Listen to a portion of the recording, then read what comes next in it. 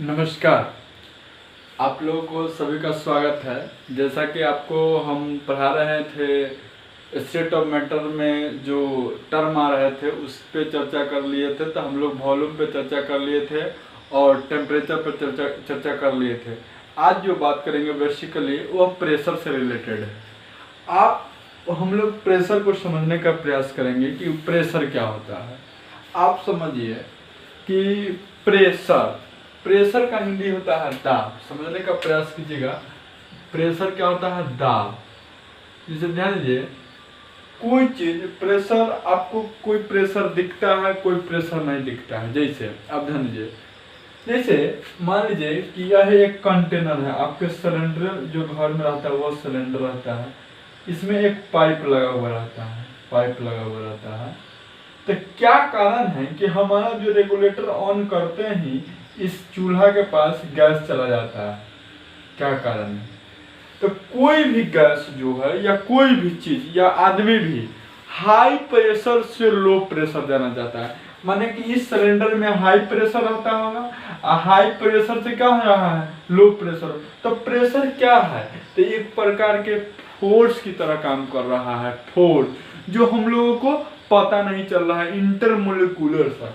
तो इसमें क्या हो रहा है? प्रेशर ऐसा नहीं होता कि बताइए कि आज रेगुलेटर चालू करते 2-3 महीना बाद चूल्हा में जाता नहीं, वो क्या है? वेरी फास्ट करता है। तो हम लोग समझने का प्रयास करेंगे कि प्रेशर क्या होता है।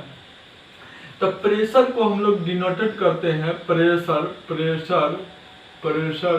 Denoted by P. प्रेशर को डिनोट करते हैं पी से। प्रेशर का जो होता है फॉर्मूला, प्रेशर इक्वल टू जो होता है फोर्स बटे एरिया। ध्यान दीजिएगा, फोर्स बटे एरिया।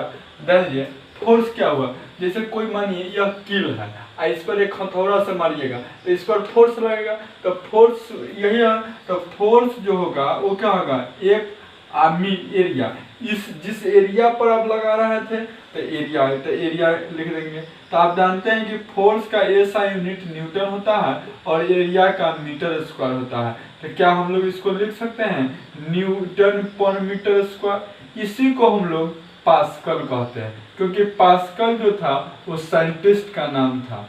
आप ध्यान दीजिए, पास्कल जो था साइंटिस्ट का नाम है। एसआई यूनिट ऑफ प्रेशर का ऐसा यूनिट जो होता है वह पास्कल होता है। ध्यान दीजिएगा, पास्कल होता है। अब क्या है कि हम इसका डिफिनेशन लिखेंगे तो क्या होगा? तो प्रेशर बताइए कि हम क्या लिखें? Force per unit area are called pressure. तो हम लोग लिख सकते हैं force per unit area are called pressure. समझिएगा। आप प्रेशर का कुछ कन्वर्जन होता है, जैसे कि हम लोग एटमॉस्फेरिक प्रेशर जानते हैं। जैसे कि हम लोग जानते हैं कि एट एसटीपी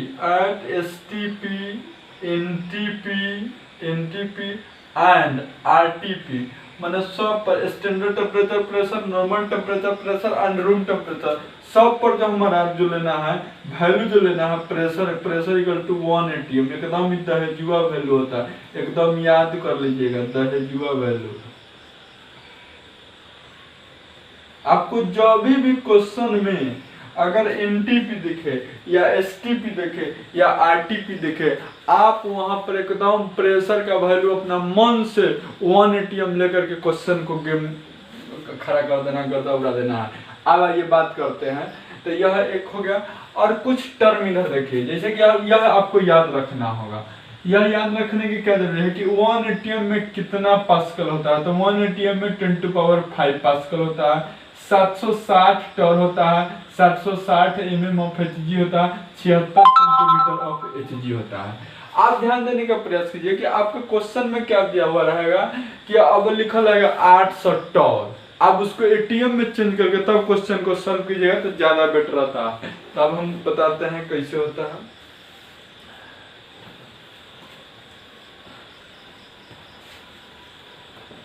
जैसे ध्यान दीजिए, यहाँ पर जैसे हम एग्जांपल देते हैं। एग्जांपल हम दिए कि बताइए कि 580 टॉर इक्वल टू कितना एटीएम। तो हम लोग जानते हैं कि एक एटीएम में जो होता है 760 टॉर होता है, 760 टॉर होता है।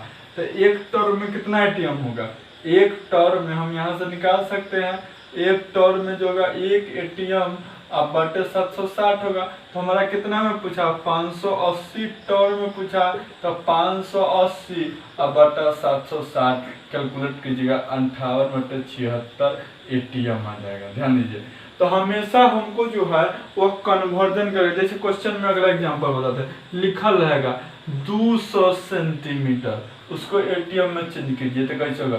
तो हम लोग जानते हैं कि एक एटीएम इक्वल टू जो होता है 76 सेंटीमीटर होता है। तो 1 सेंटीमीटर में क्या आ जाएगा, एक एटीएम बटे 76 सेंटीमीटर, 76 सेंटीमीटर कितना, 200 सेंटीमीटर है। तो 200 सेंटीमीटर में क्या हो जाएगा, 200 बटे 76 एटीएम आ जाएगा, इतना ही आ जाएगा। आप समझिए, तो आपको कन्वर्जन भी आना चाहिए। जैसे अगला एग्जांपल हम बता रहे हैं, जैसे आपको कह देगा कि बताइए इसमें से कुछ दे देगा कि 9, अगला एग्जांपल 900 mm ऑफ Hg दिया हुआ है क्वेश्चन में। तो आप इसको सबसे पहला क्वेश्चन को सॉल्व करने का सबसे पहला तरीका सुनो, उसको हमेशा आप एटीएम में चेंज कर लीजिएगा प्रेशर को, हर चीज को देखिएगा। तो आप कोशिश कीजिएगा कि उसका एसआई यूनिट में चेंज करने का प्रयास कीजिएगा, तब question solve. 900 mm of Hg, तो हमको 900 mm Hg को हमको एटीएम में चेंज करना, तो 900 एक एटीएम में जाते 760, इसको कैलकुलेट कीजिएगा 90/76 एटीएम आ जाएगा। माने हमको यह याद रखना बहुत जरूरी है, याद रखना पड़ेगा, आपको याद रखना है, एकदम इम्पोर्टेंट है, इसके बिना आपका काम नहीं। 1 बार में 0.987 है। अब लिख दिया 10 बार, अगला क्वेश्चन लिख दिया कि 10 बार दिया हुआ प्रेशर। तो आप 10 बार लेकर के नहीं खेलिएगा, उसको एटीएम में चेंज कीजिएगा। तो एटीएम में लिखिएगा तो क्या होगा, 10 इंटू 0.98 कैलकुलेट कीजिएगा तो कितना आ जाएगा, 100.9.8 एटीएम आ जाएगा। ऐसे माने हमको कन्वर्जन करके तब क्वेश्चन, तो हमको नोट करके यह चीज लिखना पड़ेगा, यह लिखना जरूरी है कि हम क्वेश्चन को नोट करके लिखिएगा, नोट करके हम क्वेश्चन को एटीएम में चेंज करके ही सॉल्व करें क्वेश्चन को। ध्यान रखें, इतना चीज आपको याद रहना चाहिए। 1 एटीएम में 10⁵ pascal, 760 torr, 760 mm of Hg, 76 centimetre of 1 बारिंग में 10⁵ पास्कल, 1 बार में 0.987। आप बेसिकली प्रेशर का बहुत यूटिलाइज है। आपको भी सोचिए कि प्रेशर के कारण ही आपका बैलून जो होता है नीचे रहता है, ऊपर जाता है तब फूट जाता है। आप सुनते होइएगा कि प्रेशर के कारण जो बैलून ऊपर जाता है कोई आदमी, तो उसके नाक से खून निकलने लगता है। तो प्रेशर जो होता है उसका टर्म जो होता है प्रेशर का, वो प्रेशर 3 गो चीज के लिए पढ़ा जाता है अलग अलग। प्रेशर जो होता है एक पढ़ा जाता है पहला सॉलिड के लिए, दूसरा जो होता है लिक्विड के लिए पढ़ा जाता है, और तीसरा जो पढ़ा जाता है वो गैस के लिए पढ़ा जाता है।